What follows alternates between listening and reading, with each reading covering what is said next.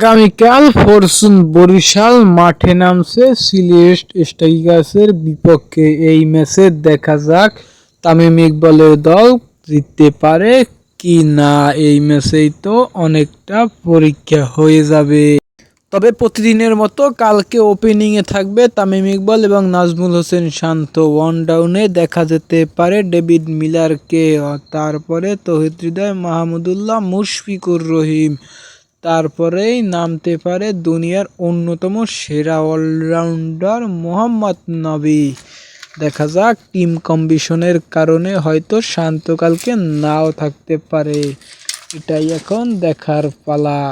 আরও একটা জয় তুলে নিতে পারে কিনা তামিম ইকবালের দল, নাকি আরও একটা হার পেতে পারে তামিম ইকবালের দল, সেটাই দেখার পালা।